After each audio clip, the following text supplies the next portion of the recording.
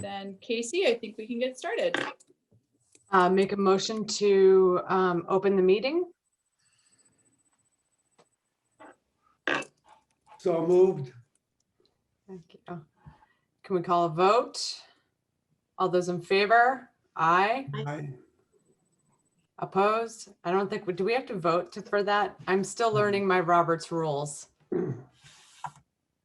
Casey, all you have to do is call the meeting to order as the chair. Call the meeting to. Okay. Thank you, Well, Pete. actually, I the appreciate- COVID rules is that you have to, each member has to identify themselves so that everyone knows who is present.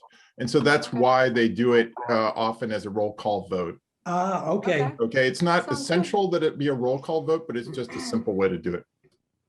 Why don't we do a roll call vote? That makes sense. Casey Atkins, chair. I'm Pete Paul, Funkhauser. I'm on the Rec Commission. Paul Baum, Recreation Commission. Jen Lutz, Rec Commission member.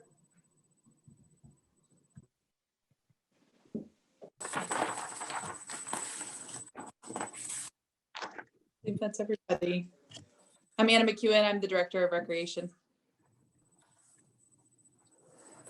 Andy, do you want to identify yourself? We'll make sure any rec staff are identified and those who are here as members of the public as well.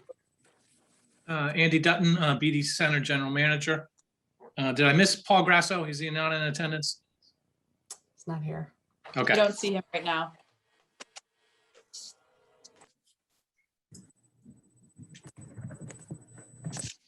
Matt and Dick, do you guys want to identify yourself? Only committee members have to be identified, but yeah, I'm Matt Johnson, Select Board Liaison.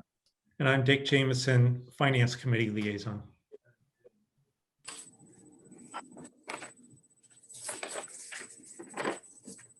Okay, Anna, shall we proceed? Yeah, yep, I'm ready to move forward. So the first piece is the approval of the minutes from the February 23rd meeting that Andy sent out a little while ago. So we'll give everybody a minute or two to review those if you hadn't had a chance to do that yet.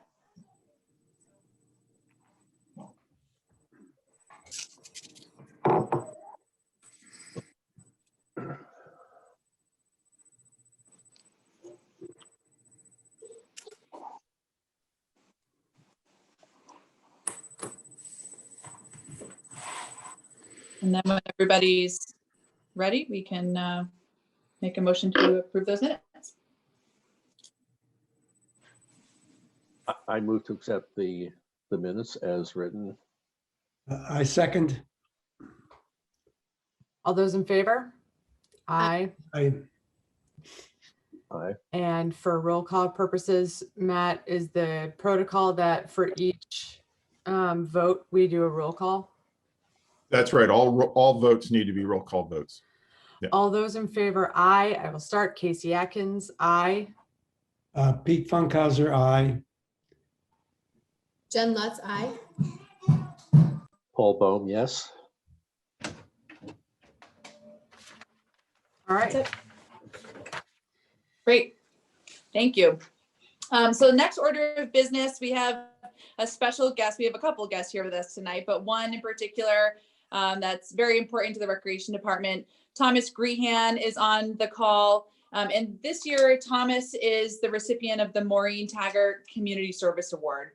And I'll give a little bit of an overview of what that award entails, as well as some of the great things that Thomas has done for the Concord community. And then Thomas, very briefly, people will say congratulations and you're welcome to introduce yourself a little bit to the group and what your plans are moving forward out of high school soon.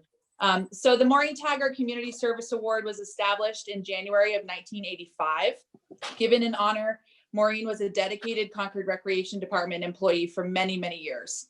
She was passionate about giving back to the local community and she volunteered very frequently. This award is now presented annually to a high school student, public or private, who is a resident of Concord or Carlisle that has demonstrated a loving and giving spirit through community service in the community. This year's recipient, Thomas, has completed more than 100 hours of service for organizations such as the Council on Aging, Holy Family Parish, and Concord Recreation, to name a few. He's a 3-sport athlete and still finds time to foster growth in younger athletes that he plays with. He has shown through his time and effort that his community is an important part of his life, and he's willing to give back to it. The main feature of this award is that the recipient has the privilege of designating a deserving organization to receive a financial grant in Maureen's name. The recipient, Thomas, has chosen the Open Table as this year's organization. Open Table's mission is to address hunger in our community by providing healthy food in a welcoming environment that respects the dignity and diversity of those it serves. It is clear that the community, this organization, and the work that it does has made a significant impact on the lives of those that they serve. So on behalf of the entire Concord Recreation Department, we want to say congratulations to Thomas. Thomas has worked with us for a number of summers as one of our all-star summer camp counselors, and he has been such a wonderful role model for all the kids that he has worked with and our younger staff that are, coming up the ranks, helping to fill new camp positions and year-round positions. So Thomas, super proud of you, very, very deserving of this award. And I welcome you to tell the group a little bit about yourself, your sports, what you're planning to do after college, and things like that really quickly. Thank you so much. I'm very grateful to be receiving this. Tom Grehan, nice to meet all of you, and I appreciate you having me on this meeting. Yeah, I've been working at Rec for a couple of years now, and I've been involved in the church and the school, doing a lot of community service.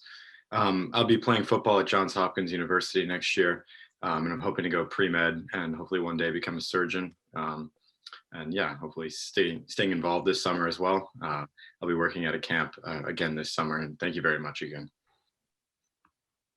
Thank you, Thanks Thomas. so much. Congratulations. Congratulations. Very well deserved. Thanks, Thomas. You're welcome to stay on for the rest of the meeting, but we completely understand if senior duties call and you want to jump off. Thank you all very much. Have a good one. Bye. I should also note with Thomas's award, we have a plaque at the Hunt Recreation Center where we add the name of the recipient each year. So Thomas's name will go up on that board, and he'll also receive a plaque that he'll be able to take with him once he leaves CCHS to remember these days where he was so helpful to our local community. So again, he's a great kid. Really, really happy for him this year. And a quick question, can you describe the process, the nomination process, how that works? Sure. Yep. So the high school reaches out and reminds us that it's time for the award, and Marty Hutchinson typically takes the lead on this. She's one of our recreation supervisors, and she works closely with all of the staff in the recreation department, puts out the feelers for people to nominate students with reasons why they would be the best recipient of the award this year. And then she goes through a vetting process and picks the nominee and makes sure that we all are on the same page and approve, and then we move forward with it. Great, thanks. Yeah, great. So next order of business is public input. Any public input tonight? All set. You'll see on the agenda the review of the appointments again. Nothing has changed.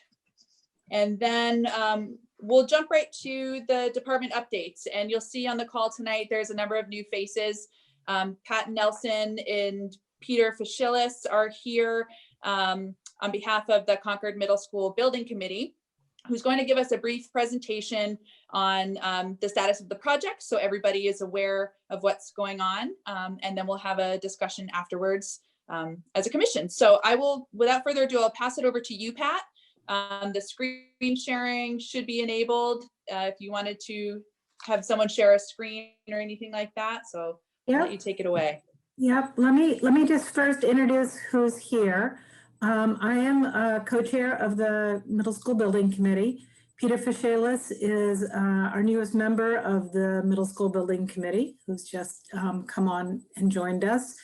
We have with us tonight members of our design team from SMMA, which are the architects who are designing the building. Matt Rice is going to be doing the slide presentation, and they're basically going to be talking mostly about the design and how the design fits with the educational plan for the new school. Michael Dowland is also with SMMA and is, Michael, I'm not quite sure what your actual title is, but That's he okay. does the outside stuff. The outside stuff is a good title. I like that. Yeah, and I think he'll be of particular interest to the Rec Commission because he's, really going to be out there on the outside where a lot of the recreation takes place in the middle school. And it's also, we're very interested in this building to make sure we connect the outside with the inside education. And I think that's probably something you folks on recreation are interested in as well. We're also joined by Peter Martini, who is the owner's project manager from Hill. And they are kind of responsible for making sure everything runs on time and on budget and on schedule and keeping all of the pieces rolling.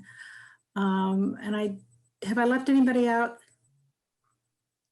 Just for full disclosure, me, Matt Johnson, I'm also a member of the building committee. Oh, I'm sorry, Matt. I think of you as I just happen to be also the liaison to the Rec Commission. So, and so many other things. Yeah, so many other things. Okay, so Matt, do you want to bring up the slide presentation? And I think I'll start out with a little bit about the ed plan and the goals. Okay. It looks like the screen sharing is still disabled on my end.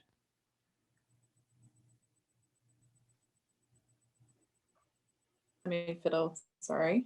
No worries.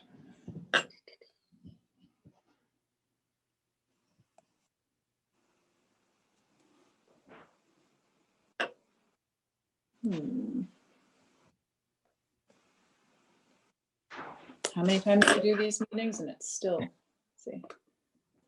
I'm gonna try from another.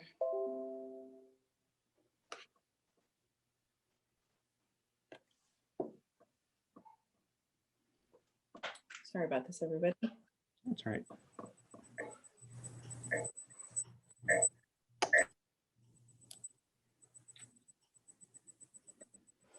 It should be ready to go.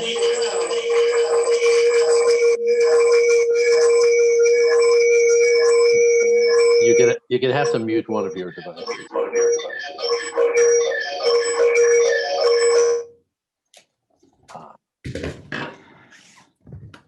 It shows on my end that it's available.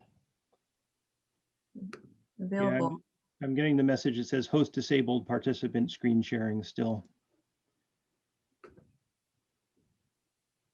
Just under the share screen button, isn't it? Usually? Yep.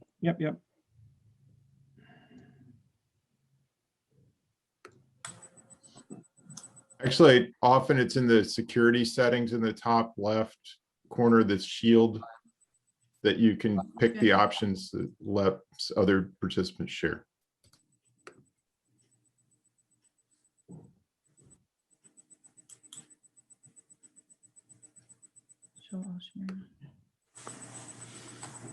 That change anything, Matt? No, I keep clicking it. I'm trying valiantly to get in. I don't know why it's not working. Can you send your presentation to Anna and she can do the screen share from there, maybe? You want to forward it, Pat, or do you want me to? You can go ahead and forward it if you've got it. All right, give me one moment. Do you have Anna's email? I think I do in one of your emails, yes. Well, while we're doing this, I will mention one other thing. All of the commissions, all the boards, all the committees, everybody in town is getting a link to a survey from the Concord Middle School Building Committee. Just want to highlight that, call it out to you, ask you to please complete it. It's a survey that's designed to get some more public input into this project. And if you can send it to your friends. We find that we get lots of feedback from parents of kids in the schools. They're easy to get a hold of, they're easy to get their attention, but some of the folks in town who are in my demographic don't always get these things. So if you can send it out to your friends and neighbors, it'd be great. We'd really like to get a diverse participation. Thanks, Pat. Matt, if you try it now. All right, I'm just going to hit send on this email, so it'll make its way to you just in case. Ah, there we go. Sorry about that, everybody. That's all right. All right, great. Does that look familiar to everybody? Yep. Yes, good. All right, You got it, Matt. If you want to go to the next slide, I shall. first slide. So Right. this is just a recap of our goals. This is what we're hoping to have happen. We have a goal of a total project cost of 80 to 100 million. This was established at the April, the last time we had a town meeting at the high school in April 2019. At that time, we were thinking that the total cost could be somewhere in the neighborhood of 90 million or a bit more.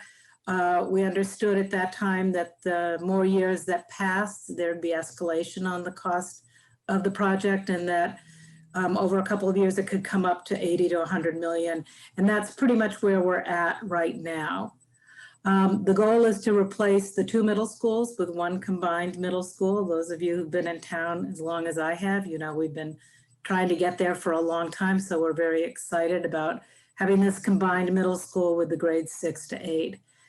Our enrollment is based on 700 students. That's based on our current enrollment with the expectation of some ups and downs in enrollment. We use the NESDEC information, which is the New England School Enrollment something that does surveys and studies and comes up with predictions for students. So this building should accommodate 700 students. This model that the ed plan is guiding and is the vision for this school is a team teaching model. That is a model that's different than a junior high school. In a junior high school model, you're what many of us are probably most familiar with. Children are going from classroom to classroom. They've gone from 5th grade into 6th grade, and now they're into a more linear model with having lots of different teachers and not a lot of collaboration between those teachers. The team teaching model is a model which has children in pods, basically, where they are able to have a relationship with a group of teachers. And the next slide will actually illustrate that. So I should stop talking and I'll wait till we get to that slide. But it's a very exciting model, and it is the basis for the design of this middle school. And we're also designing it for net zero energy. And I'm going to let the experts talk a little bit more about that. So if you want to go to the next slide, Matt. So this is what the team teaching model looks like graphically. So you have 3 teams per grade level. And all the on-team subjects, the English, language, social studies, math, science, are grouped together in a pod. And you have a group of approximately 80 students who are going through those classrooms with the same teachers, who then are able to collaborate on curriculum, collaborate on the children, who they are, where they're at, what their needs are, and really makes for a rich experience. The children then also are in other classes with the broader population in the middle school, so that they aren't just restricted to that group of 80, but it's a model that really brings kids and teachers together in, I think, a very rich way. There's 3 teams on each grade level, and there's about 19 to 20 students per class. So this very simple graphic is the result of a lot of work on the part of the educators at the middle school and the superintendent to come up with a vision for the middle school. And what the architects are going to talk about now is how that vision is going to play out in the building. So I'm turning it over to you, Matt. All right, thank you, Pat. That was a great lead-in. And I'll pause here for a second and just mention that what's really exciting about this particular team model and what you'll see in the plans in a moment is the fact that educationally, this grouping of students into a cohort for instruction is very much aligned with the plan layout. So what we'll see are these team common spaces with core classrooms that are really organized around each one of them. It provides a sense of place and identity, both physically within the building, but also educationally, social, emotionally for the students and for the staff as well. And I'll just add that it also allows for an enormous amount of flexibility because we know that educational needs can change over time, and this building is planned to be around for at least 50 or more years. So that's one thing that we're also very excited about is the flexibility that this model offers in terms of space. Okay, Matt. Sure. No, and just to give everyone a sense of exactly what is contained within the new middle school, what you see here is a graphic depiction of the program. So essentially all of the spaces just depicted as individual blocks that are relative to their size and scale, and the color indicates the piece of the program that they are. So in total, this adds up to what we refer to as a net or the usable square footage of about 95,000 square feet. We multiply that by 1.5, which really accounts for all the circulation, the hallways, the stairs, things that you need to make the building actually function. And that refers to the gross square footage. So that 95,000 times 1.5 equals roughly 143,000 square feet. And so that is the size of the school as we're currently projecting it. What has been very interesting as part of the process over the course of the past year, and really in a very energetic way at the outset of this year, as we've come together, we've really done some very fine-tuned review of the ed plan, and then the spaces that are planned to be going within the new middle school. And so what we're looking to do is make sure that we're being as efficient as possible with all the space that we're designing and planning to build. And making sure that the utilization is going to be as high as it can within the confines of the walls and the spaces that we're building, just to make sure that everything is optimally used. So what you see called out here are just a few of the particular changes and updates that we've made to the program over the course of the past few months in terms of adding in an auditorium to the original program that was projected at the beginning spring of last year of 2020. The cafeteria then, because the auditorium was added, has been changed from a cafetorium or a combination auditorium cafeteria to one just serving a cafeteria function. We have reduced the art rooms that we had by one, just because it was a better alignment with the amount of need that we have in the art program. The chorus space will actually make use of the stage within the auditorium. So better utilization of the auditorium space during the course of the day to support the curriculum. And then we also looked at the number of language rooms that we were originally planning, and we tuned that to, again, the utilization of what is required by the program and what we can know can comfortably fit it. And so what we'll shift to now is actually a representation of the current design direction that we're heading in. The organization of the plan is really separated out into two basic parts, if you will. And what you see here is actually not two different plans, but two different versions of the same first floor plan. So I'll walk everyone through that so you have an understanding of how it's put together. But if we focus on the plan at the top of the screen right now, on the right-hand side is what we refer to as the classroom wing. This is where the three teams are located. And there's actually three levels of this floor plan that follow a very similar type of configuration on all three levels. So this is where we have the three teams. And then as we go up and down, we have the three different grades. So that's how we get grades 5 through 8, 6 through 8 located. 6 through 8. Yes. On the left-hand side, or on the western side of the site, we have what we refer to as the public wing of the building. And it's not public meaning that the public is necessarily freely coming into that during the course of the day, but it's sort of the shared community spaces such as the library, such as the auditorium, such as the gymnasium, that the public will use after hours during the evening, on the weekends, and have access to. And so there's a lot of really great things that happen in terms of bifurcating the program that way. It does make the building very efficient to use after hours in terms of just allowing a section of it to be closed off in terms of the academic wing if that's not being used. But it also allows for some great opportunities for mixing and a clear diagram of where students are coming together in sort of the community areas as the media center, as the cafeteria space allow, and then where the academics are happening on the right-hand side. It provides a localized sense of identity in those team common spaces that really form the heart of each one of those teams. So I think the diagram of the classrooms is fairly straightforward off to the right-hand side. You can see a team common space located at the core of each one of those teams, and they are strung together along a hallway that connects them and sort of reaches out towards the landscape towards the eastern side. And then towards the western side, as we come in, there's a main entrance with the media center library directly in front of you as you come in. The administration wing our suite is really off to the right-hand side as you come in. So the administration suite has a great ability to oversee the entrance procession really coming in for the building and maintain a safe and secure environment. The auditorium is located immediately adjacent to that as we move to the left. And then the cafeteria space is directly across from that.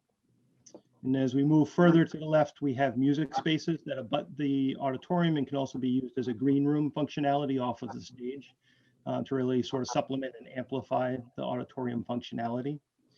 And then lastly, as we move to the left, you see the gymnasium footprint here on the top plan shown as a smaller 7,000 square foot gym. And then in the bottom plan, you can see the reconfiguration that would happen with a larger 13,000 square foot gym.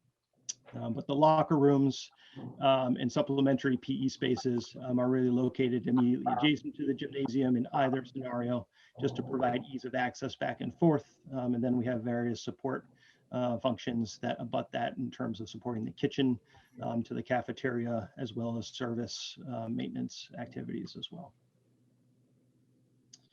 And to give a more three-dimensional perception of what the design is currently shaping up to be, it's worth pointing out the name of this particular design, even as it was initially envisioned last year, is we're referring to it as the Treetops Scheme. And it's really because this particular design looks to create as much integration with the landscape as possible. As you all know, the middle school site, the Sanborn site, and the Peabody, but the Sanborn in particular, has this wonderful, almost magical quality of trees and sort of landscape that tie into the southern side of it.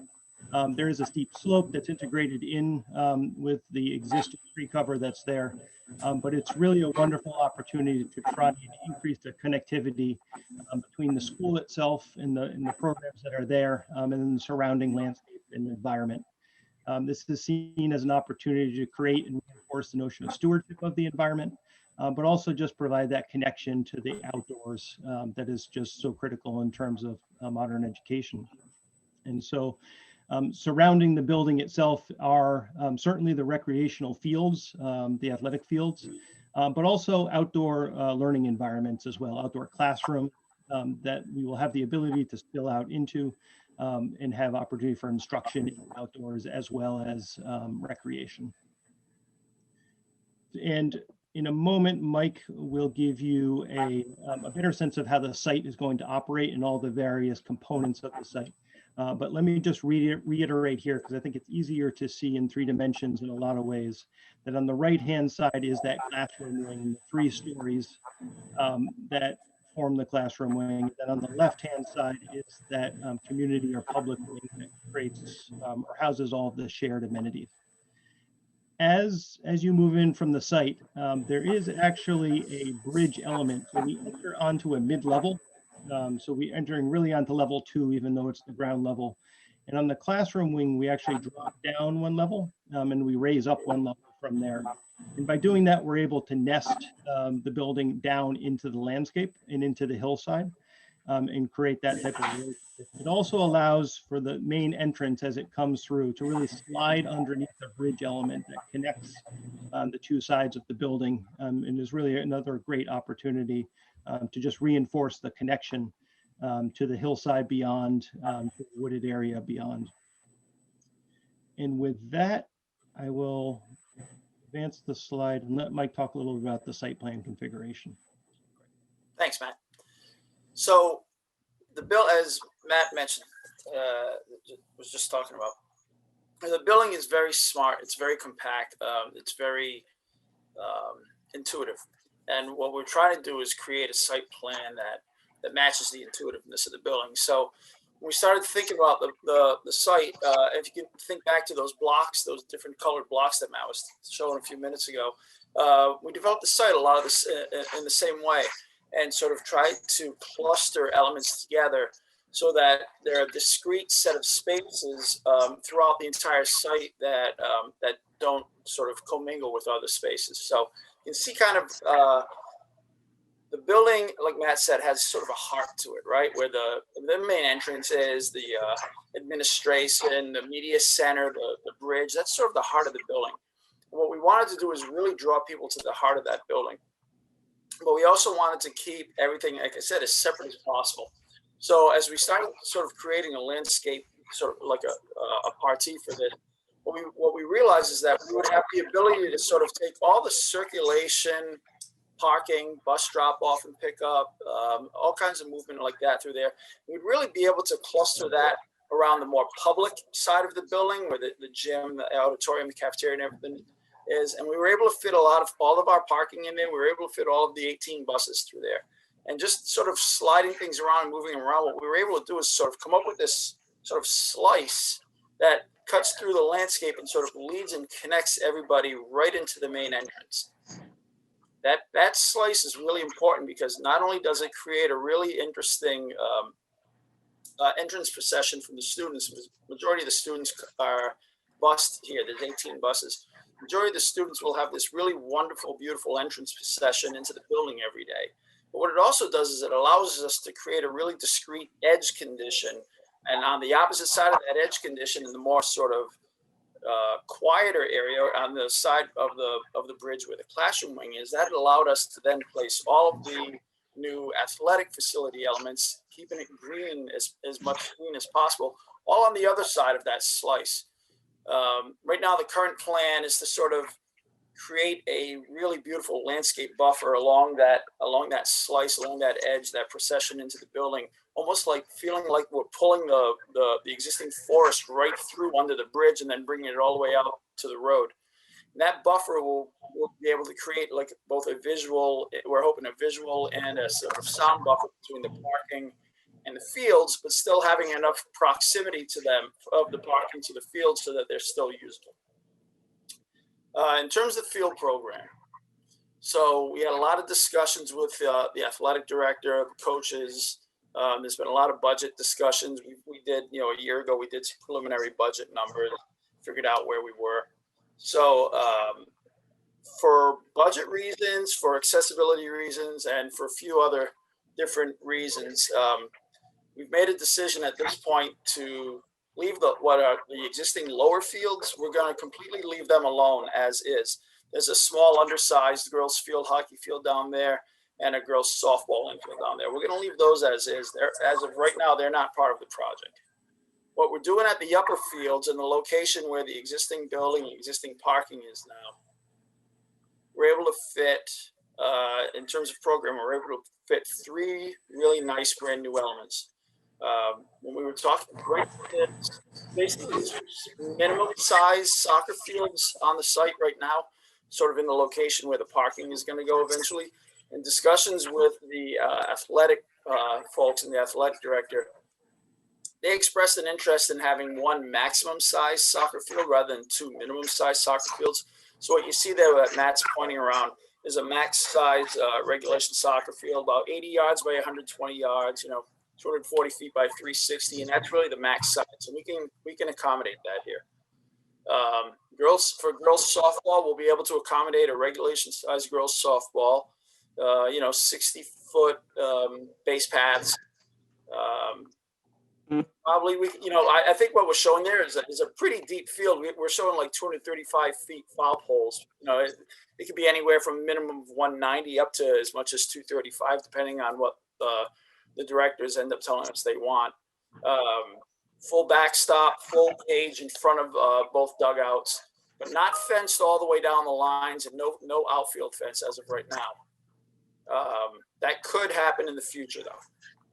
Baseball, the boys' baseball, same thing, 90-foot base paths. You know, I think we're showing about 300 feet down the left field line right now, about 325 down the right field line. So pretty much a full-size boys' baseball field too. We'll see that there's some overlap between the boys' baseball outfield and the softball field, so that will preclude any kind of outfield fencing for that field. But again, we have plenty of room to fit in a regulation size backstop. And then cage, you know, fencing in front of the new dugouts. In terms of stands and seating options, you know, we were sort of given a direction to try to look at creating as much naturalized seating as possible to avoid as many, you know, vertical disruptions as possible. Nobody wants to see a lot of big giant stands out here. You know, the sort of metal, larger sort of permanent metal stands. Probably introduce some movable metal stands out here, but we're also going to look at manipulating the topography and playing with earthwork and berming and stuff like that, and try to create some natural seating berms, especially for soccer, especially along Marlborough Road area, and try to see that if we can get as much place for people to kind of sit and watch the games and relax and have fun as we can, without introducing too many, like I said, too many permanent vertical elements. That's pretty much where we stand right now in terms of the overall sort of overview of the site. I think, yeah, there's another slide here that maybe shows a little more detail around the building. You can hopefully kind of see how those little tiny dots are supposed to be, you know, kids entering the building and utilizing the outdoor spaces. You can kind of get a feel for the direction that we're going with a nice large congregate space in front of the building. Through the entrance, you can see all the areas where the outdoor classrooms will be around the perimeter of the classroom wing, and then out back behind the media center and the cafeteria, we're anticipating a nice outdoor space over there. Yep. So that's pretty much a pretty quick overview of the site and the athletic facilities. So I guess, you know, Matt and I are ready, Pat, everybody, we're ready to take questions. Oh, questions? Why not? I have a question. This is Anna McEwen, the rec director. With the first slide that showed the gymnasium options, what is being lost with the concept of the 2 courts on the bottom there? What spaces are being lost with two courts? We're not actually losing any spaces if we use 2 courts here. In this case, the building footprint would actually increase by approximately 6,000 square feet to be able to accommodate the second court. This is Pete. Oh, sorry, did I interrupt? No, go ahead, Pete. I'll go after you. Yeah, this is Pete with a question. Are there any lessons learned as a result of the COVID experience that have been applied to the design of this school? It's a good question. We answer that question, I would say, on just about every project we're working on these days. It's obviously at the forefront of everyone's mind. It sort of falls into 2 categories. There's been a tremendous amount of focus, I would say, on the HVAC systems for these buildings, just with a focus on air quality, a focus on ventilation as well. So we look very closely, and we will continue to evaluate options as we move forward. We look at cost modeling and systems as well. But to focus on the filtration that we're putting into the air units and the type of air that we're pushing through. And then there's other types of modifications that we can make to the systems in terms of UV light, or trying to sort of counteract the potential for viruses, using modifications to the system, humidification. There's a whole range of HVAC systems options that we'll probably be talking about in some more detail once we get to the next stage of design. And then in addition to the HVAC systems, I'd say that the nurse's office, the health suite, that we end up designing are looking a little bit different than what we're used to previously in school. They typically now incorporate some isolation rooms so that if students are found to be testing positive, that there's a place that they can remain within the building that is, again, from an air standpoint, isolated from the rest of both the health suite and the larger school environment. And then also making sure that there's a clean way for them to get out of the building without having to move through the surrounding school environment. Are really, I think, the prime considerations that we're seeing.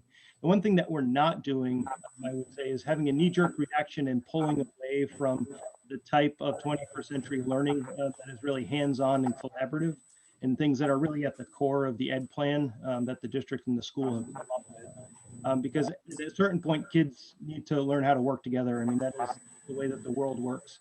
And so we can't forever have students sitting in rows again and just facing forward and not being able to interact with each other, which unfortunately is some of the reality that a lot of students have been dealing with for the past year.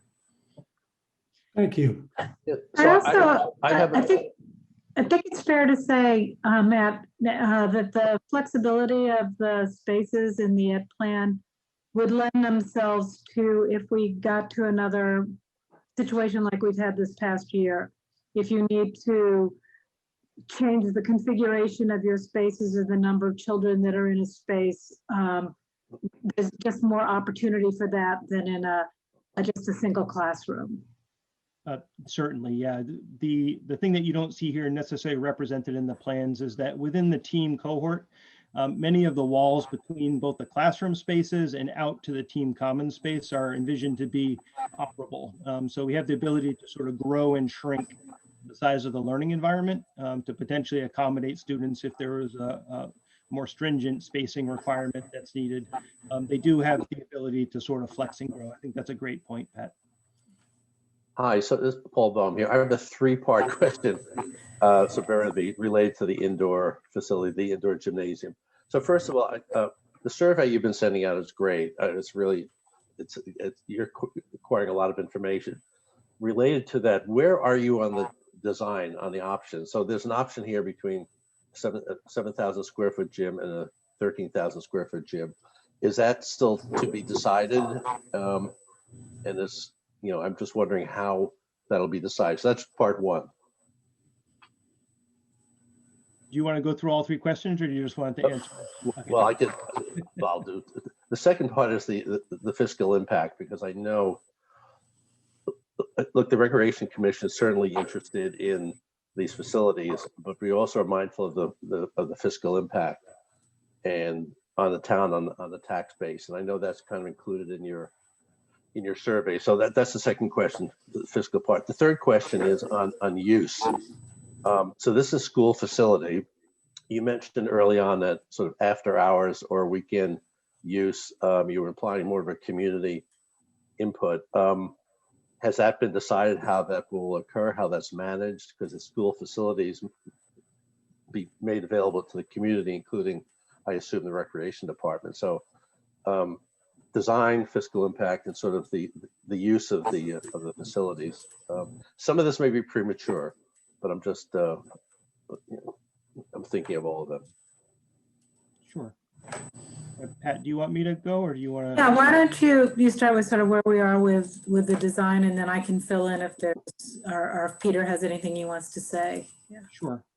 So just in terms of decision-making process, I would say that we're still in the midst of it in terms of the 7,000 square foot gym or the 13,000 square foot gym. It is being analyzed and reviewed in every aspect, and I think there's been a lot of due diligence paid to that and is ongoing right now. And eventually it will become a school building committee decision in terms of which direction we go, which size of gymnasium is included. So that will be the body that makes that decision. But I think the survey is very much a part of the decision-making process that we are looking to solicit input via that device and that avenue to make sure that we're hearing from the entirety of the community as to the desires and goals for the gymnasium and the larger school building together. So Paul, in response to the financial question, is indeed we're talking about an $80 to $100 million school. Right. As designed with the 7,000 square foot gym, it's about a $80 to $100 million, probably up at the top end towards 100 million. To move to a larger gym, and there's also been some community feedback for a larger auditorium that would require basically the town would, well, it requires more money. It means we go beyond the budget. And right now, the school building committee has been trying to stay within the budget, but we are in the process of trying to determine if we would pivot and offer the town at the special town meeting a more expensive project. We've been talking to the finance committee. We're going to be meeting with the board, the select board. And we're going to have to, as a committee, put all this together and then see where we go with it.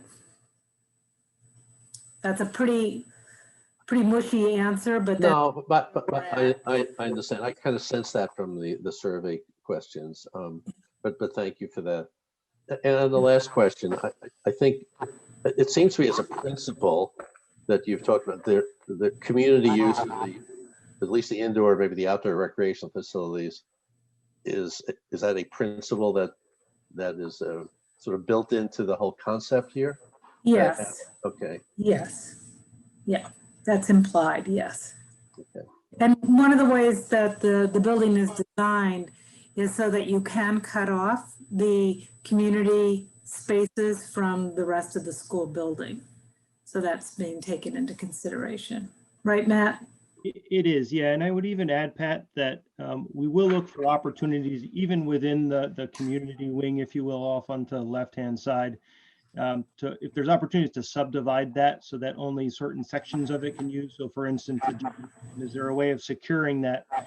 So really only the toilet rooms and the gym itself and the locker rooms can be potentially get out to an entity just use. You don't have to use both the energy for the entire building in operation at one time if it's really just a localized group that wants to use a specific function. And I assume how that use will occur and be managed is to be determined in the future. Yeah. Sure. Okay. Thank you. Matt, I see you have your hand up. Well, it's the first time I've heard about this possibility of separating off the community use space. And I'm curious about that. Even if it can be done physically, is the school administration okay with community members being on site during school hours? Even if it's no. Yeah, so I was just trying to understand what that really meant. Okay, sorry if that wasn't clear. No, we're talking about kind of as the school buildings are used now, weekends and off hours. Okay, thanks. Specifically like Ripley Gym, right, Pat? Yeah. Is that sort of a good analogy?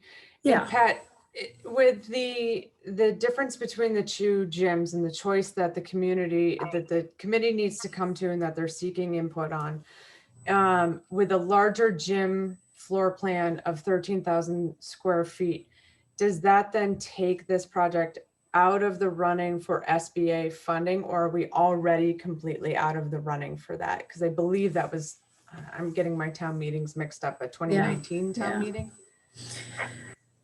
So I know that I can't answer this as well as Lori could, but and Lori wasn't able to be here tonight because of a conflict. But we've been, continuing to look at the MSBA funding. Right now, that's not something we're considering. We really are pretty far out of the running for that.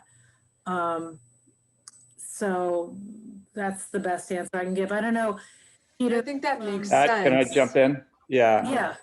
Yeah. Hi, Peter Fishalis. Yeah, so we applied, the schools applied for 3 years to try to get funding from the MSBA for this project. And every time they were told no, no, no. And it didn't appear that they were moving up to any point where it would happen anytime soon. So the decision was made to proceed without MSBA funding after 3 chances at it. So that's the story there. It would have been nice, certainly, but you know. I would imagine, given COVID and the HVAC situations in various school districts around the state, that Concord probably has moved further back in some regard in terms of ability to apply social distancing and have proper ventilation as compared to other school districts. So if we weren't in good positioning in line to begin with, we certainly probably aren't now. I think that's fair to say. Yeah. And sorry, if I could just jump in too, on one of the points that we would love to get feedback on is we're hearing, as you heard from Pat, we're hearing a lot of community feedback saying, listen, you didn't build the gym big enough at the high school. You didn't build the gym big enough at elementary schools. You're going from 2 gyms now down to 1 that's smaller. That makes no sense. We've got youth basketball telling us that we have far fewer basketball courts in our system than all our neighboring towns, and they are constantly having to beg and steal, and we really don't have space to do a lot of community rec. So that was the feedback we've been seemingly getting. Obviously, that comes at a cost. And so what we're really trying to determine is, as Pat said, from various boards and committees and people, and are people willing to absorb the extra cost of what 5 to 10 million potentially to do the auditorium and the basketball courts or the gym to a size that you see here that would seemingly replace and then some what we have. And I know that, you know, talking to the athletic director, he's desperate for more space. He doesn't even have enough space at the high school. So there's a multitude of reasons for it, but it does come at a cost. So we're trying to gauge what, you know, would the rec department see very good use on this? Is this something that you guys see would be super valuable? You could do programs. The more input we have like that, the better. I think certainly you're coming to a very sympathetic crowd when it comes to increasing recreational facilities, for sure. One of the things I love about this design model, though, and Pat, I feel like this sort of reminds me, it's very Pat Nelson-esque. I feel like there's a lot of overlap with the arts too, with, you know, Umbrella and other organizations. So as we look towards community usage, that it isn't just in this, you know, strict recreational functionality. And part of that is to some of the programming that Anna's done in her time here, where she's combined for students arts and rec, you know, or programming like that, and sort of weaving the two together, and that it is really a community space is something that's great to see. Certainly there's sentiment in town about the size of other gymnasiums, and, you know, how old the Hunt Gym is, how old Ripley Gym is. I mean, I think I was playing youth basketball in Ripley Gym with You Pat, with your absolutely daughter. were, Casey. Yeah, You were. back in the day. And what I would be curious at, if you're, in terms of the cost, if this is like another 10,000 square feet, what the cost per square foot might look like when you're already building a building. So it's probably cheaper to add it on rather than to create it later on. If that is part of the argument, or part of the part of what's going to be, you know, presented at town meeting. Casey, can I just add, but before the question's answered, you brought up an interesting point. The other thing I think I see as lacking in the town is a bona fide community center, right? I mean, there are places where the meeting space is, but you compare it to what's happening around town in Lexington and Sudbury, there are new community centers being built.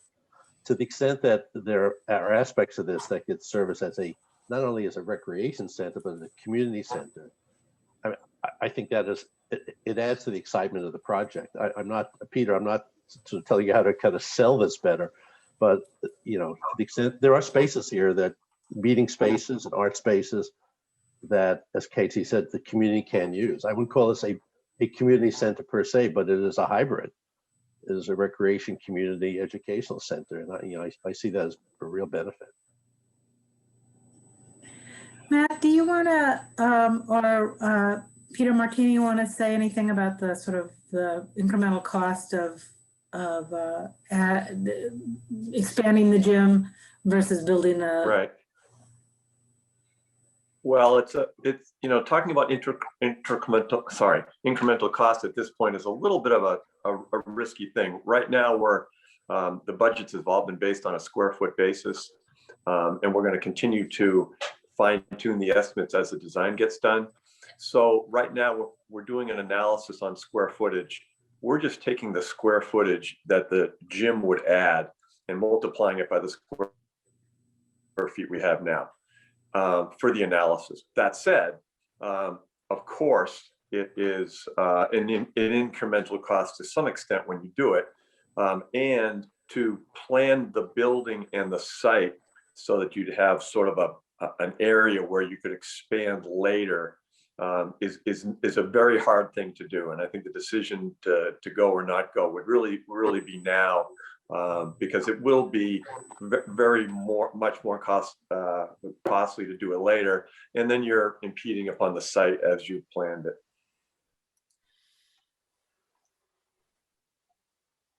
And I'd love your feedback as a, rec director and somebody who's really brought new flavor to the rec programming, not just for students, but for all community members from 0 to 100, and for community members who have various disabilities. What do you see the promise in this building?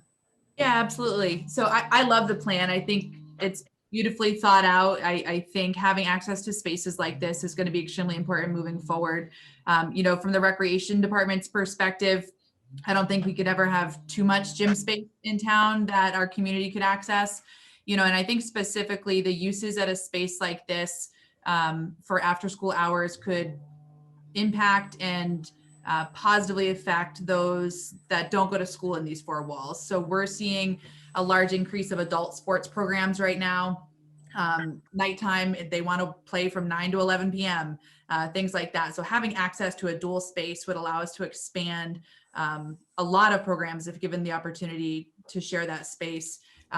Adult tournaments, inclusive programs. So we had started running a power soccer program, soccer for kids that use power wheelchairs when I first started with the department. And then because we don't have a large quantity of kids that were interested in playing in comparison to other groups, we lost our gym space for that. So if given the opportunity to have access to spaces like this, I see the possibilities really being endless. I love the flow with the arts programming as well as the gymnasium space. I think, like Casey was saying, those two things intertwine well, and we have a lot of interest right now, especially with kids taking on different activities than they typically have, looking to do more arts, more engagement programs than just sports programs. So, the rec department is absolutely in support of the concepts on the screen here, but absolutely recognize that there's a cost associated with that, and trust that the community will provide valuable feedback as well to help the committee make a tough decision that you'll certainly have going to the special town meetings. So yeah, again, I love the concept. I think it's beautiful, and I think we would absolutely be able to put it to use for community members that aren't just students at the school. I would echo, I really appreciate the fact that it can reach, all facets of the community. So not just students who are enrolled in the public schools, but their grandparents or, folks who hit different demographics. Sorry, Matt's very good at holding his hand up rather than. So I wanted to go back to Paul's third question there, and also just note that we're really, I think, suffering a little bit here on the Rec Commission of not having an updated strategic plan, because that would give the foundation to say, hey, how many basketball facilities specifically do we need, and what is the current requirement. So I think there is a strategic plan. Maybe it does provide, shed light a little bit on that, but it's probably pretty out of date at this point. The other thing is just the revenue opportunity for community use. That's something that perhaps the rec department has some insight to that could just help in the evaluation of different plans here, because, again, the cost is one of the big concerns. Is we traditionally, have looked at other sources of funding for these kinds of extra, league sports, et cetera, have been usually public-private partnerships. I mean, think of the Beatty Center. We don't typically go and do core bonding, for non-educational activities. We support education, public education at a very high level, but not things beyond that typically in town.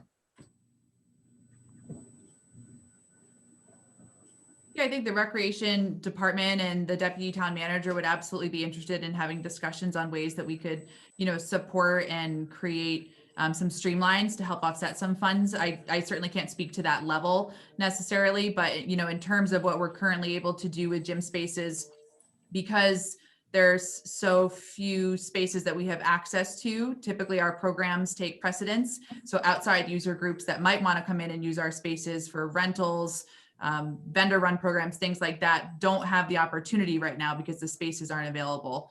But again, that would be a revenue stream that we would certainly provide input towards, if it gets to the concept of having 2 gyms and needing to offset costs.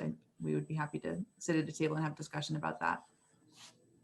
You bring up a really good point about the strategic plan, and it's certainly been, on our agenda for the last several months. So my understanding, the strategic plan, the previous one was done in 2014, and they're done, from my understanding, again, roughly around every 10 years. So I believe, Anna, that the deputy town manager has voiced some support in the past of, bumping that up in the line in terms of really it's an in-depth process of hiring a consultant to really go through a big chunk of it. And then there are other opportunities, as Paul has pointed out, and Pat, with the questionnaire that you guys have put out to the town to bring in public feedback and comments as we go forward, because it really is something that requires a lot of input from the community. But certainly as it speaks to what the facilities look like now and what the queue is to get access to them, Anna has intimate knowledge of that. Yeah, I mean, the finance committee meeting last week, I think one of the threads of concern was just that, Concord is usually a pretty deliberative town and we do things based upon plans. And then, this is coming in seemingly at the last minute without kind of support in a town document as to, yep, we need this. And that just makes people a little unsettled because it makes it hard, from a precedent setting point of view, to evaluate future requests that could come in. I was going to bring this up later in the context of the letter, but what Anna has, we have a strategic plan, but Anna has data. We have recent data on the demand for some of these programs, and some of the recent data really points to the need for indoor recreation facilities. That's not what I call a strategic plan, but there are some recent facts which kind of push this, Matt. Call it strategic or call it tactical, but the data show that there's a big demand for this type of indoor space.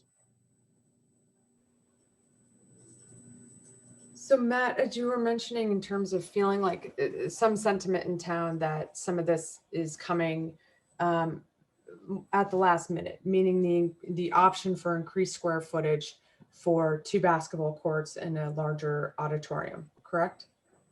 Yeah, well, just that the school design meets the educational plan, I think 100%, basically, given the administration, the school administration, everything they asked for. And so now anything that we're adding here is incremental and based upon, like I said, either community or league sports requirements.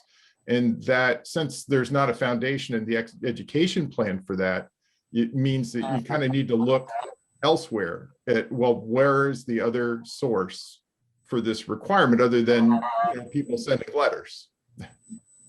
Other funding sources for Well, the no, requirement, but or just also, need for it? where's the foundation to support the need? Right. That first of all, and then secondly, yeah, if that needs incremental and somebody just comes with the money, well, that's simple, or relatively simple, I should say.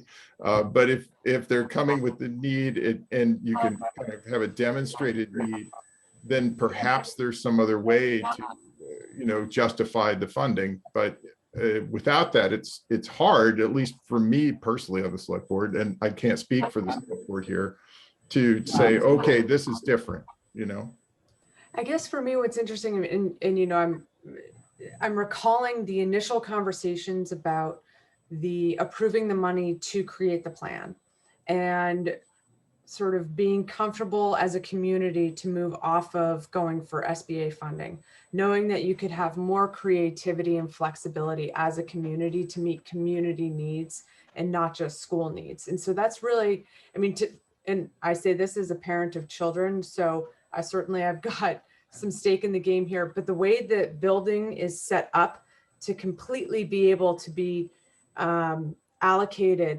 towards community use, I think makes it different than some of the other school, and I could be wrong here, but different from some of the other school building plans that have come before the town. And certainly the town is deliberative, but maybe there's that piece to keep in mind in terms of full community use rather than just school age use. And does that matter?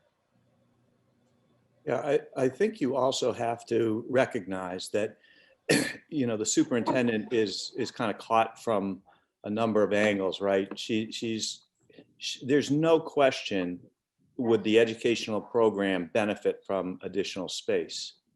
And I think if you asked Lori, she would absolutely agree that she would leverage this space and they would benefit from it.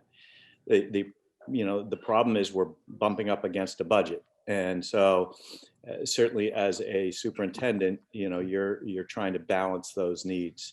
So I hear you, Matt, but I also see that this, what she's put forth is what would make the educational plan work at a, not a minimum, but it is up against a budget of 100 million that they're trying to, we're all trying to fit in.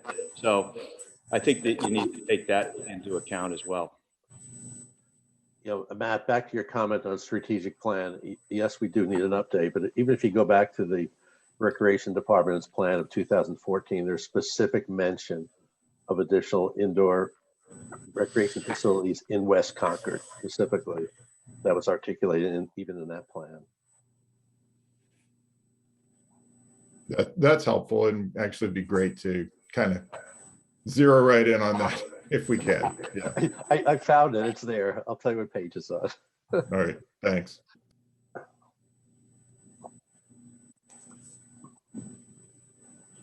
Great. Well, I want to be cognizant of the time for everybody and thank Pat and Poe for all joining us this evening and showing us the plans. I think I'm speaking for myself, but hopefully for the Rec Commission as well, that we're energized by the opportunities on the screen tonight. And we're definitely going to have a conversation about, what we can do to help in different capacities. So again, thank you all for joining us. And I have Pat's contact information. Should anybody have any questions once we jump off, Pat, if that's okay, I'll share that. That's fine. That's fine. Yep.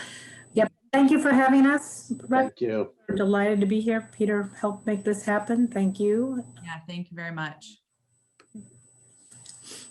Well, thanks, everybody. Yeah, bye-bye.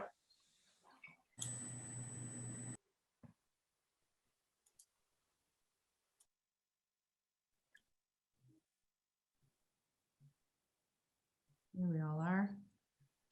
What a great design. Really thoughtful use of all the spaces there. So naturally, the next thing on our agenda for tonight was to talk about what the rec commission might want to do in terms of a letter of support or not. The draft that was sent out was just a draft to help guide a conversation and thoughts if people were moving in that direction, but it's coming from you all, not from me. So if, if you don't want to submit anything or want to make some changes, now is the time to discuss that and see what we want to do. So I sent you a bunch of edits. I don't know if, we could spend a half hour going through them, and I don't know if that's a good use of time. Can I just mention sort of high level why I made those edits? Yeah. I was trying to pull it up. I think I'd be in favor of a letter of support for, and while we don't have a strategic plan that's sort of up to date, we have identified this in the past, indoor facilities in West Concord.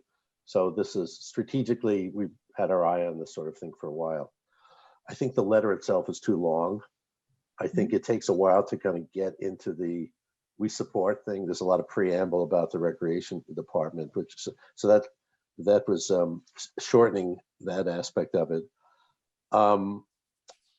I was mindful, the reason why I asked the question about use and shared resources, I think the letter needs to talk about shared resources as opposed to, they're obviously not recreation department resource, they're shared.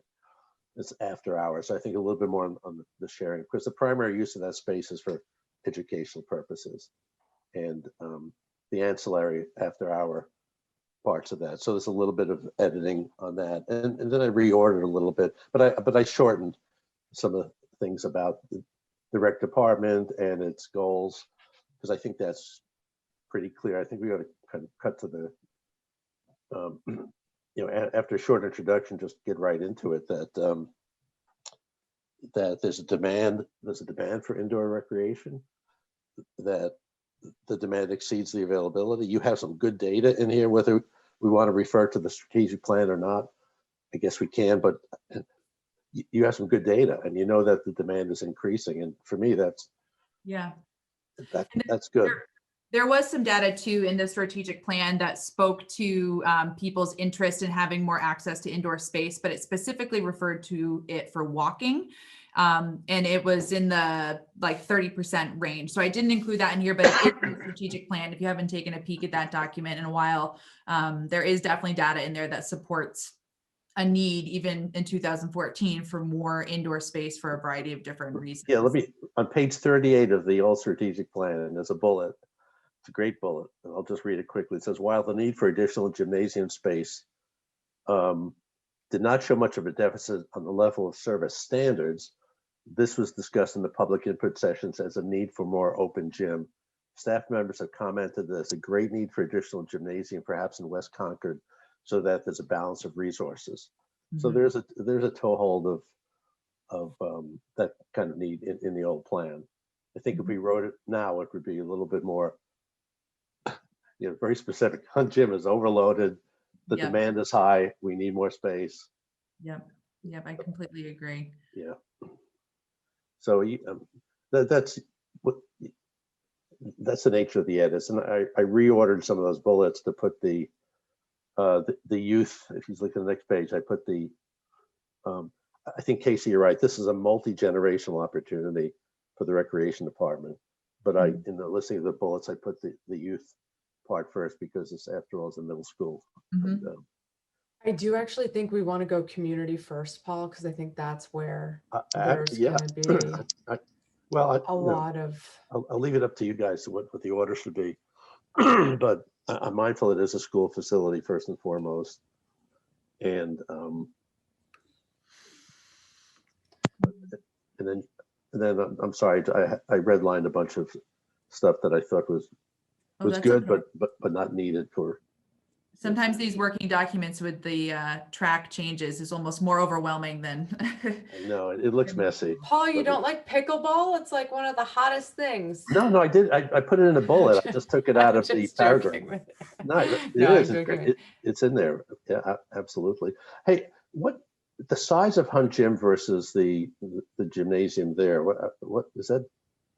If you have two, would that triple the size? Be 2 Hunt Gym worth of space? I don't know what we're talking about. Yeah, it's a full-size court at Hunt. I just don't know how much border space is available at the new facilities based on that picture. We don't have much more than 4 feet of a sideline on one side of the room. Right. And the under the hoops at the ends of the court is also very, very tight. There's no flexibility for additional use beyond really the largeness of the court itself. We have pickleball court lines on there now, but you couldn't put bleachers up there and still expect to play or anything. So I think that the space they showed would accommodate more spectator space and sideline space than what Hunt Gym can provide. And my final comment on this, and then I'll clam up here. The question about fiscal impact, it's a big impact. And, you know, are we coming down on lots of space, blind to the fiscal impact? Or should we address that at all? Or should we say something, we're mindful of the fiscal impact? But I don't know, I feel a little awkward about recommending and supporting something that is needed, but very expensive without understanding what the impact is going to be. I don't know. I'm just a little worried about it. Yeah, and I think that's where these letters of support have been tricky in the past, you know, to what level are we supporting each of the projects? And I think, you know, there would be opportunity, you know, somewhere in here, maybe towards the end, where the commission could add in a statement like that. I think it's important to acknowledge that nothing comes without a cost. But if given the opportunity to explore options, and I know that the time seems very tight to do that with conversations like recreation programming after school hours, I think it would be worth putting in there and acknowledging, just like Peter was saying on the call, it's important to recognize that even though there is a cost associated to it, that the concept is worth investigating more and getting the feedback like they're gathering. With the survey is great. It also wouldn't hurt to mention some aspect of revenue generation here, although I don't think we can make up a $10 million. Yeah, that's a lot of men's basketball. It would take a little while. That's a lot of user fees, right? Right. That said, to get some estimate of what would be feasible revenue would be good to know, and something that hopefully you're in the best position to be able to estimate. Yeah, maybe I can talk with you offline a little bit, Matt, more about, you know, what you mean with that. If the recreation department is being asked to consider absorbing a certain amount, or, you know, it certainly. No, it's not like that. No, I don't think so. It's just really, you know, as we look at these incremental costs and the statement that you just, that Paul just made and you've just made, that, hey, while there's a cost, there's also a potential, you know, revenue here. It's not fully offsetting, but that might help ease some of that. It's just good to know the order of magnitude that it would be, you know. I mean, again, you're not going to be able to, we're not going to come back at you and go, hey, you know, here's your budget. Sure. You know. Yeah, no, I can gather some data. I mean, I realize that, I mean, the BD Center really is like that, you know, and so you really do have to make the revenues. This, I think it's less the case because it's not a separate enterprise fund. It's not a separate facility, you know. Yeah, I can definitely do some research too with some of our neighboring communities and how they've set up fee structures and such for rentals and outside groups coming in to use those sorts of spaces to give. Yeah, and you know, what I'm interested in is, I know that in many cases there may just not be any revenue. I don't know. I mean, here's a weird thought. You take the cost of one gym and you amortize that over 30 years, you know, maybe. Well, in the playing time, actually, I mean, because utilization rates are going to be relatively low for the incremental gym, I think, when you know, relative to the school spaces. And I'd just like to add, you know, I think the importance here in regards to if there's a sincere effort to make it a community space is that they think about separation of spaces. I know, you know, being in an academic building, you don't want to compromise the bigger picture of what they're doing. When a youth basketball team is roaming the hallways, how do they access? How do they have restrooms? How does they get to something related to an emergency, but not have the entire facility? Yeah, and it sounds like the architects have thought about that. Yeah, great. Some separation in that main lobby area, but So with this letter, do we want to, Anna, maybe just have the edits that Paul made to sort of make it tighter, but also make sure that we're, you know, pulling out the pieces in the strategic plan, as Matt mentioned, that could be very helpful for information purposes. And make a motion to have you draft the letter on behalf of the commission, adding in that piece at the end specifically about consideration for costs and community use. Yep, I can do that. And I can insert that information from the strategic plan that Paul referenced on page 38 as well. I can put that towards the top so people have that as reference as well. So we could make good use of even one gym, right? Be nice to have 2 gyms, but I mean. Yeah, I think the concern becomes that the current use by the middle school and youth basketball groups in town outside of any basic community run program like us would be already limited if reducing to 1 gym when they now have too much competition for that space. Yeah, okay, I get it. Yeah.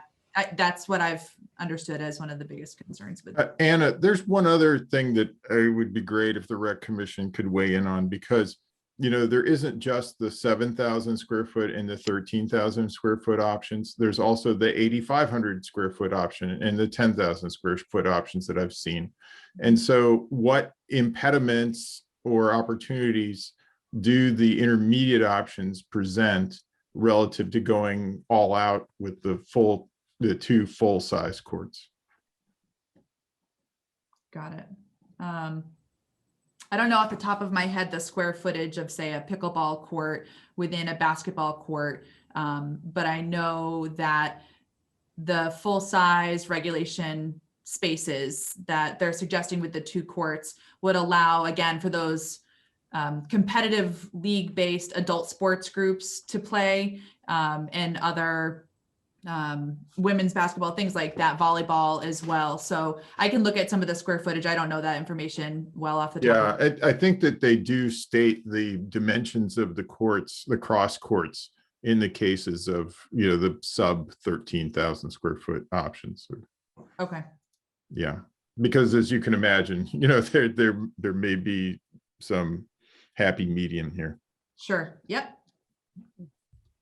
Anna, could you make sure that the finance committee is copied on this letter as well? Sure. Yep. That would go to Mary Hartman.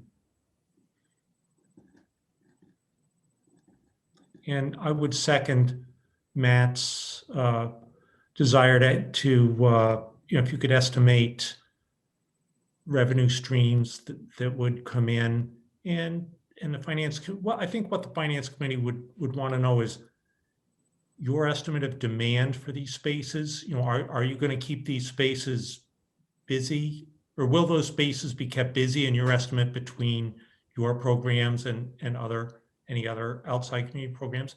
And then, you know, potential revenue, as Matt was saying. That would be a big help for us. Sure. I will do my best to chalk something up. It won't be probably in this letter, since this is coming more from the commission and, you know, wouldn't have this sort of stuff, but I'll send an email directly to, I'm sorry, what was her name again? Mary Hartman. And I can't tell you her email off the top of my head, but that's okay. Carrie LaFleur will certainly have it. Okay. Sure. Can I ask a question? Sure. How are the middle school gymnasiums currently used? Granted, there are 2 separate schools, but how are they used now by community? And how does that compare into the designs, like for the smaller design of the gym and then the larger one? Could we at least accommodate what we have now and then some with a smaller design, or would it just be like kind of break even? So we don't currently use the middle school spaces. I think that's primarily in the basketball season used by CCYB. We use our gym and then the private schools. Actually, we have to rely on the private schools to give us access to their gymnasium for the youth-based basketball program. So we're the non-competitive, I mean, we're competitive, but much less competitive, basic skill-based programming for youth. So we use our space and Concord Academy. Okay, and Concord Academy, I'm assuming you have to pay a fee to use that. We pay the custodial fee. They've been really great partners for us. in letting us use that gym space. So, but we pay a custodial fee.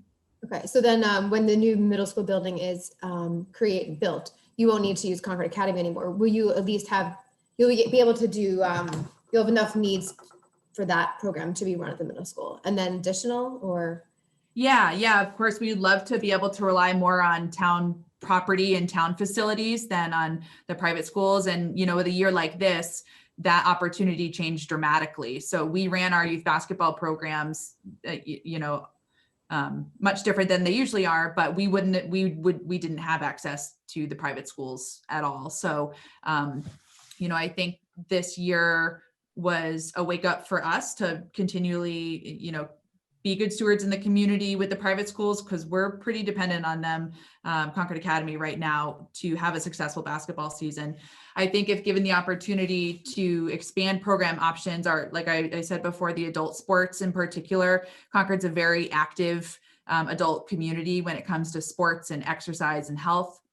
And we have constant requests from groups who have been playing basketball or volleyball with us for a number of years, and new groups as well. As these small teams of people have expanded over the years, they've gotten to levels of numbers where it's not fun to have 25 guys sitting in our little gym waiting to play. So they want to break off into their own teams now. So I think that, advertising the opportunity to expand the adult programs and adult fitness opportunities would be huge. And I think that we'd have a really fast response to more open schedules. Right now it's very limited. And especially in the past, when the after school program is back at the Hunt building, those groups can't start until 6 p.m. because we have kids in the building. So we're looking at a window right now of 6 to 10 p.m. most nights, where groups would come in and use this space. And then weekends as well, when we weren't running youth basketball, which takes up the gym 7 days a week. Jen's question comment begs the question, what happens to Peabody School? Peabody's not going away as far as I know. Mm-hmm. That's the facility for some uses in the future. Yeah, and we, when about a year ago, we had started talking about that concept and the plans that would need to go into a space that's, being deemed as not as useful anymore to the school department, but certainly would never turn away from a conversation of being able to utilize those sorts of spaces and get a really good evaluation of its status and what we could do with a space like that. It would be invaluable. Yeah, that's another conversation. Sorry to bring it up.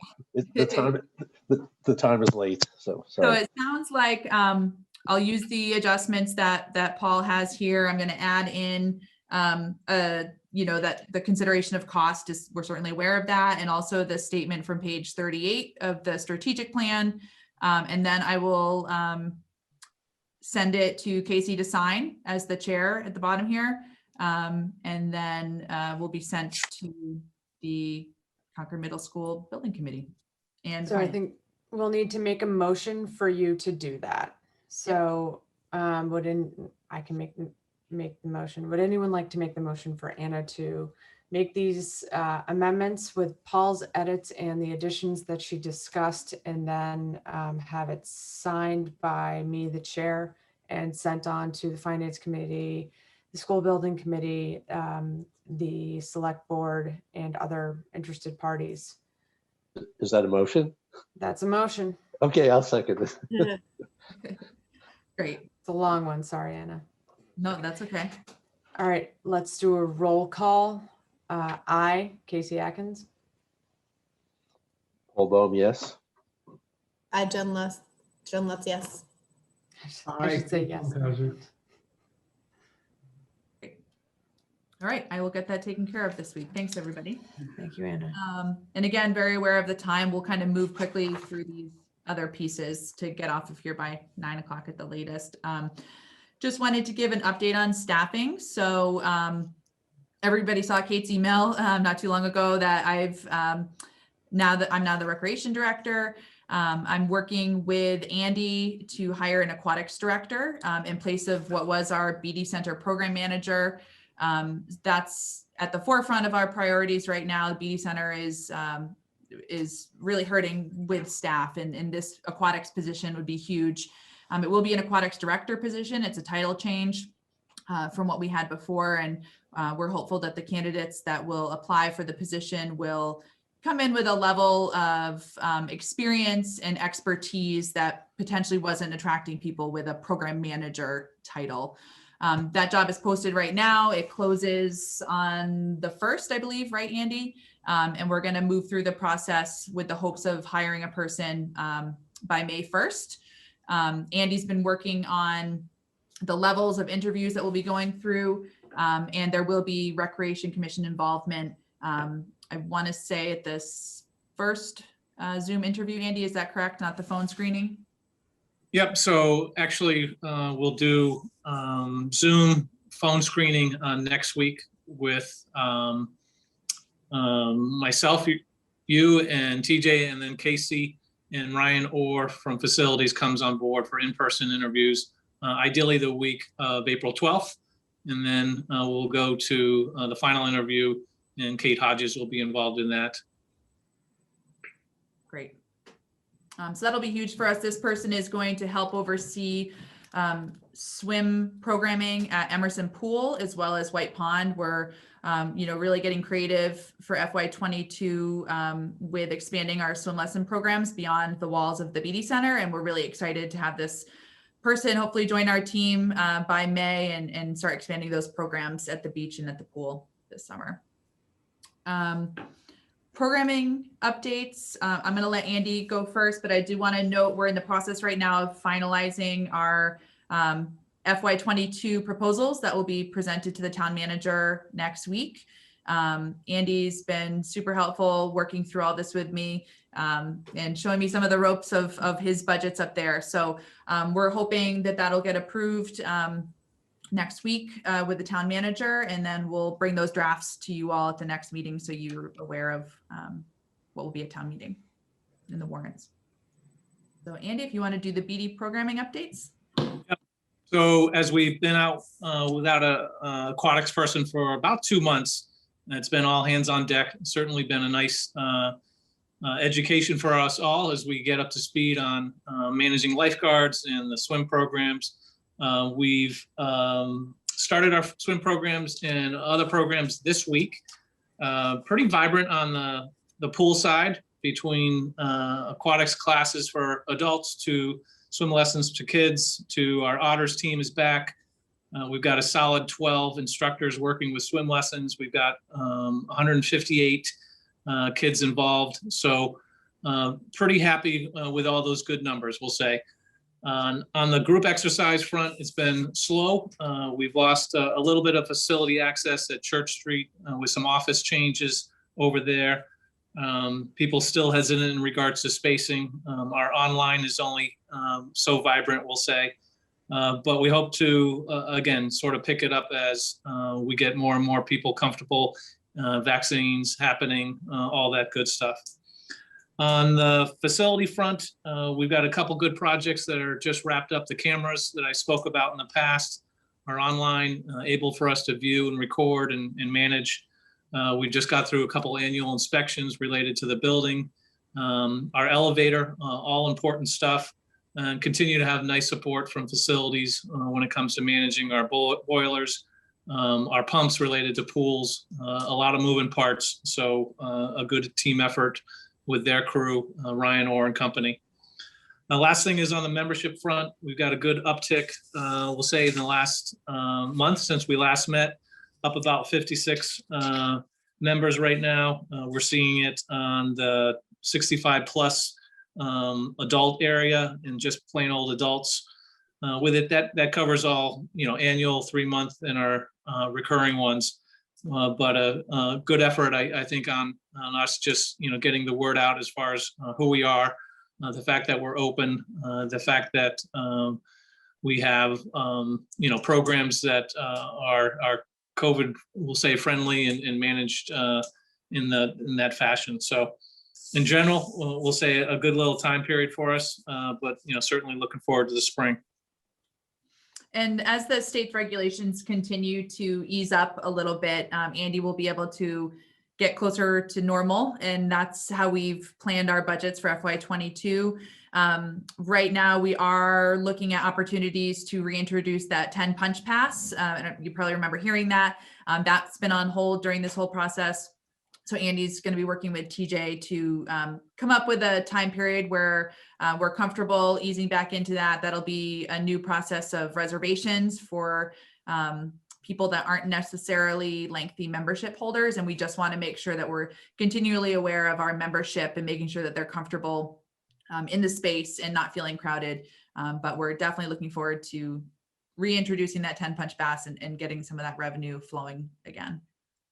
Can I ask just a real quick question? I think originally the budget for current year was showing an operating loss of about 700,000. And Andy, I think you were hoping it was going to be less than that. Do you have a feel for where you're going to come in?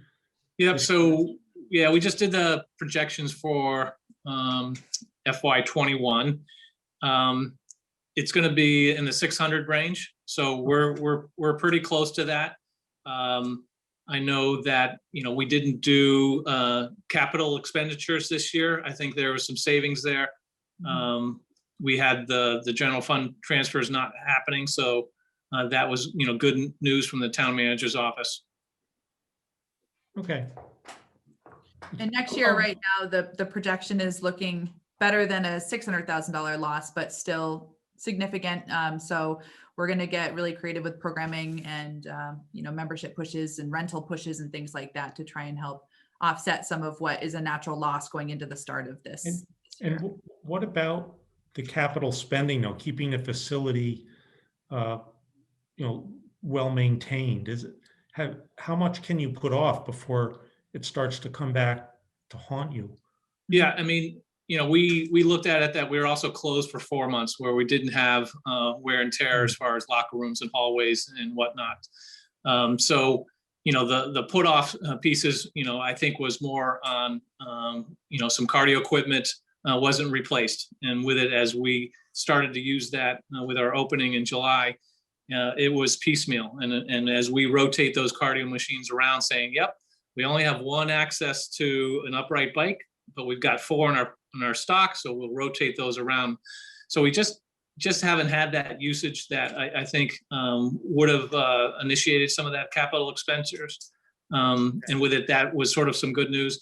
And not that it's a different element these days than before, but we'll say part of that $650,000 loss is depreciation still happening. So we're still getting that depreciation number into the bank at, on the 390 area. So we're still doing that, but obviously we're taking from our fund to pay our bills these days. So did the $600,000 estimated operating deficit, was that including depreciation? Yeah, so the 700 did include appreciation. That might have been 380. Yep. Yeah, it was right around 380. All right. So the deficit, the cash deficit's not as bad then as the $600,000 operating loss. It's right. We didn't lose $600,000 of swim lessons and memberships. We've we've lost a good chunk of that. But like Andy said, we've been working with Brandon Roberts from finance to help us best he can, adjust this schedule slightly to account for the 4-month closure where there wasn't wear and tear on the diving boards and on the cardio equipment and things like that. And while it's not going to get us completely out of the hole here, it certainly is helping with these numbers and the understandings of what we can and cannot push out. And Andy knows the facility so well. He's very aware of the pieces that we shouldn't and wouldn't put off for safety reasons versus, the amenities that would just look better if they were a newer version of a treadmill or a strength machine. Well, the wear and tear is going to pick up because I just got my first shot and my wife's going to let me come back pretty soon. Love it. Good to hear. Great. Bring all your friends. I loved Pat Nelson was talking about a certain, demographic. And I was like, yeah, the vaccinated demographic. Yeah.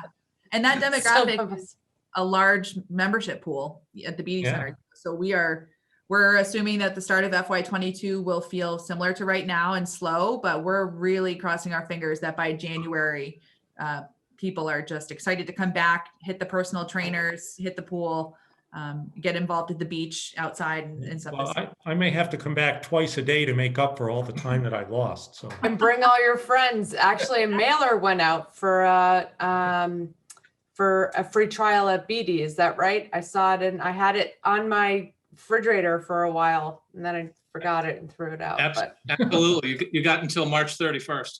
Yeah. well, I think I'm all set. I've seen the facility before. April, and we'll still take you.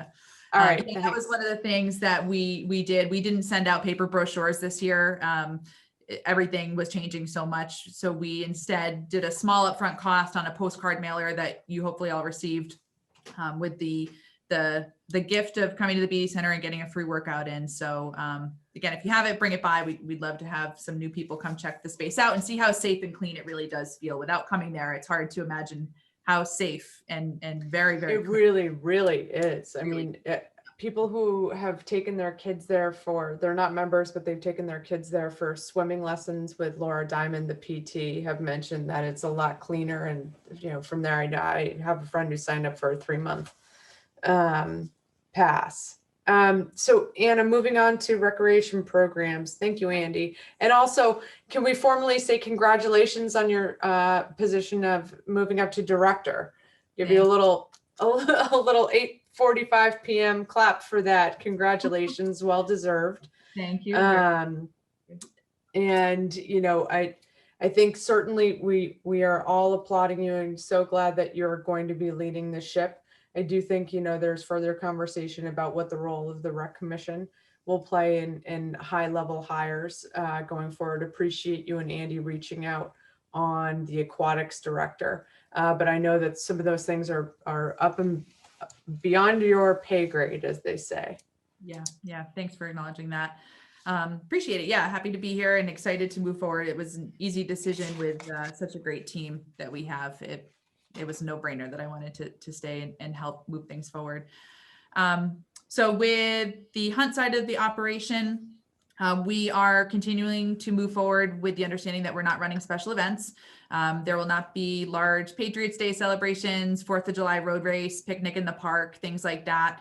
But we are working to create small events that are often, you know, family oriented, family initiated. Marty Hutchinson has been working on those things. We did a couple of different, she's calling them boredom busters kits for January and February, parents could purchase. And then we did a virtual Shamrock Ball, which has been our very popular daddy-daughter dance for many, many years. That was well attended and well appreciated by all the families that joined us. Coming up next weekend or this weekend, we're going to be doing a drive-through Easter egg event at the Alcott School parking lot. The school department's letting us use that space, which is great. And then we're looking forward to some fishing derbies and a mother-son event in May and June. So more to come on those. We are slowly returning our adult sports groups. We have men's and women's basketball returning in April. Volleyball's group has gotten so big, they're expanding to 2 nights. And we will be running our really popular summer lacrosse program for adults as well this year, which we weren't able to run last year. So that will be huge to get that revenue back in. Youth programs, we're just finishing up basketball and spring is looking really great with tennis, some youth sports programs such as preschool multi-sports, super soccer. And we're also going to be running a youth track program. It's always very popular. We usually have about 100 kids. We're only going to take 50 this year. And last I looked, it was almost full. And we're working in close coordination with all of the other track user groups that are scheduled out on that space to make sure that we're all compliant with COVID regulations and not coming into contact. The space is going to be challenging this spring with the renovations that will be starting up there in a couple of weeks. That project had to go back out to bid, so it's a little behind schedule in terms of when it's starting, but we're working closely with the DPW team to make sure we're out of their way when they need us to be. Summer camp, we thankfully did receive the regulations from the state already, which is huge. We didn't receive them until the week before camp started last year. Things are looking really great. The ratios of campers to counselors will allow us to have some really healthy group sizes, which certainly helps the bottom line. And most of our camp groups are, 65 to 85% full for the whole summer right now. So camp is looking like a really, really strong projection for revenues.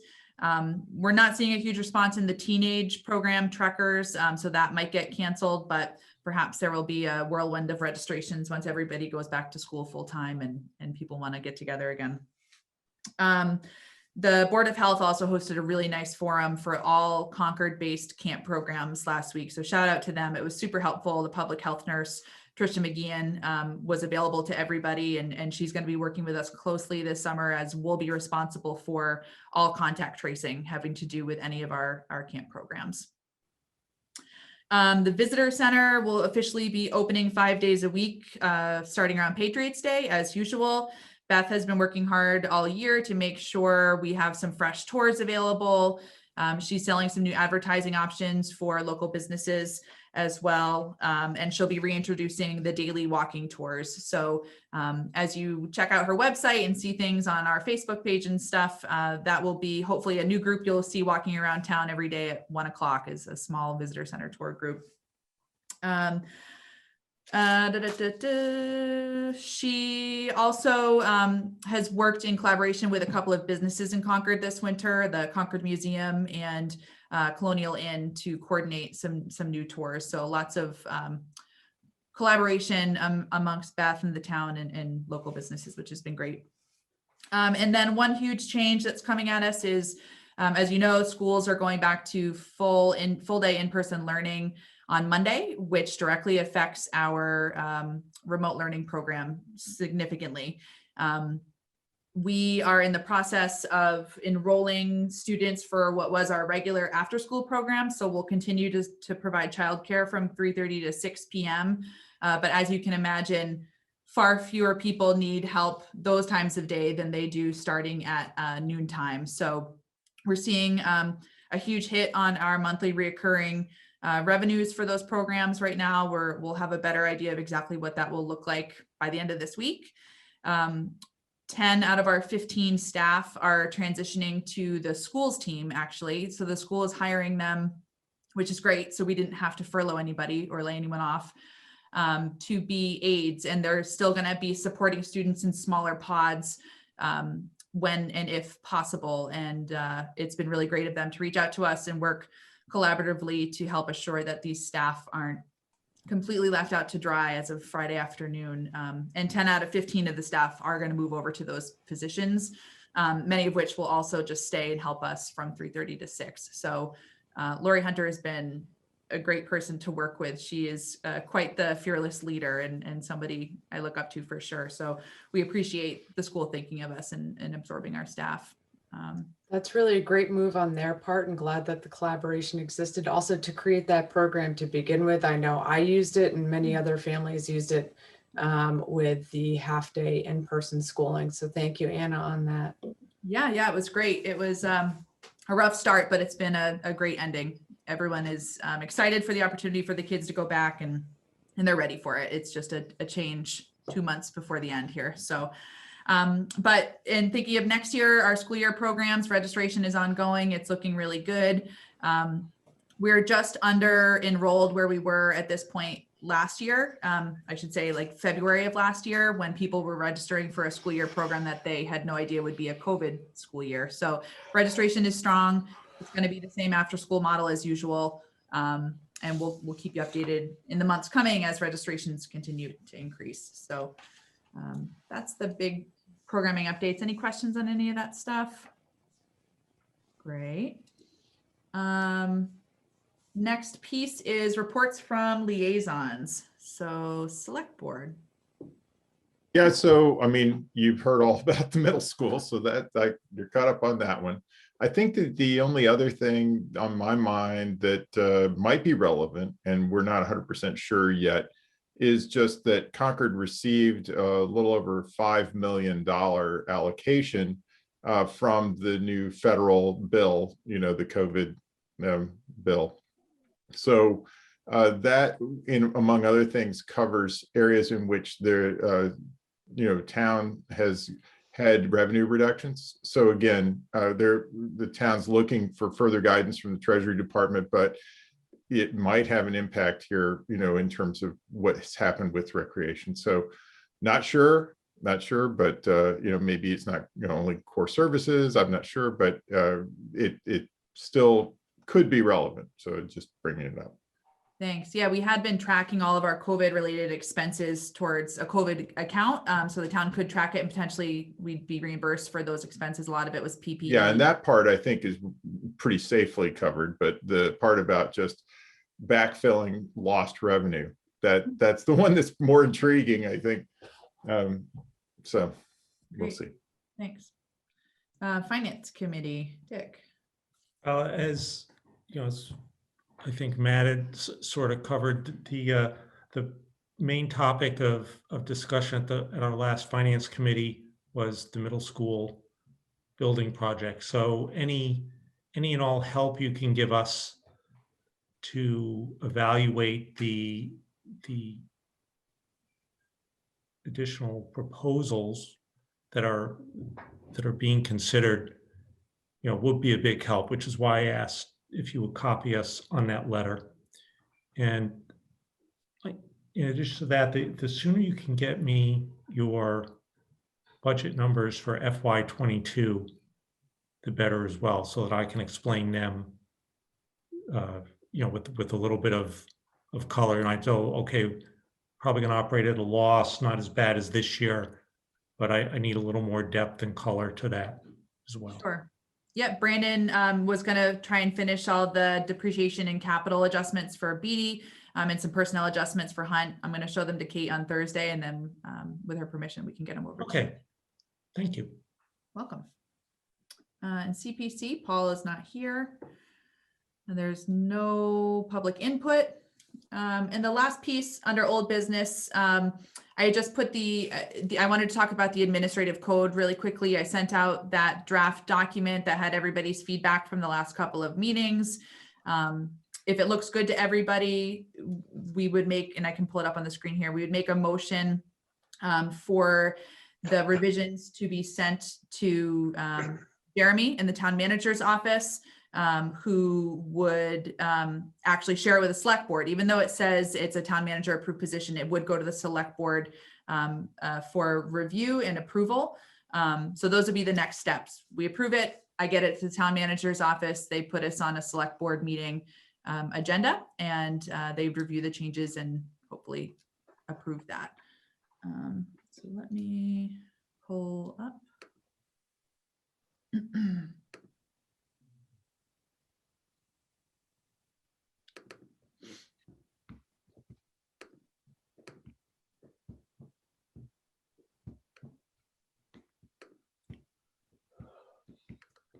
All right, so here's where we had left off. If everybody wants to read it over really quick, and if it looks good, Casey, we can do motion. I think it looks great. Should we put a date on this? I mean, there's an approval date on the upper, but yeah, I think that's what would be switched once the select board approves it, but I can point that out. Well, either approval or revision date, or what, Sure. Could be either. Yeah. Does everyone feel comfortable? Do you need a moment to read it further?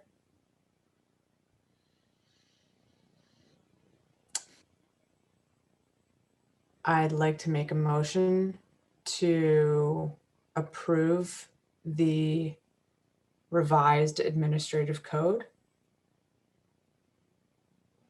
I will second that motion. Paul, you want to lead us off on the roll call this time? Okay, Paul Bohm, yes.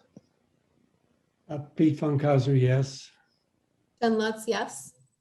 Casey Atkins, yes. Everybody, I will keep you in the loop with how it goes.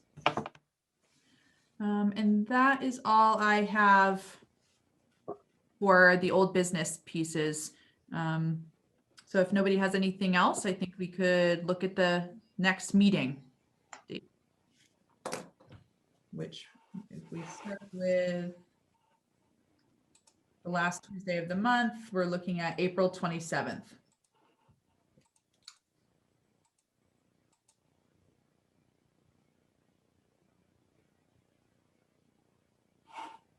That works for me.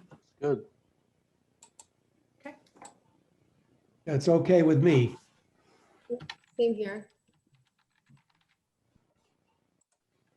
Great. Dick and Matt, no obvious conflicts right now. None that I see at the moment, but Okay. you know, it's a month away, so. Yeah. So you're Right. talking April 27th? Yep. Okay, Next month. yeah. No issues that I can see now. Okay. So April 27th, 7 p.m. We'll do it on Zoom again. And Casey, I think we can close the meeting with 3 minutes to spare. Make a motion to adjourn the meeting. Second, Casey Atkins, yes. Pete Funkhauser, yes. Paul Bohm, definitely yes. We can all stay on longer if you want to. It's a great meeting. Was that everybody? It was. Thank you Great. so much, Anna. Guys. Congratulations. Thank Thanks. you. We'll see you Thanks, next month. Anna. Bye. Take care, everybody. Okay.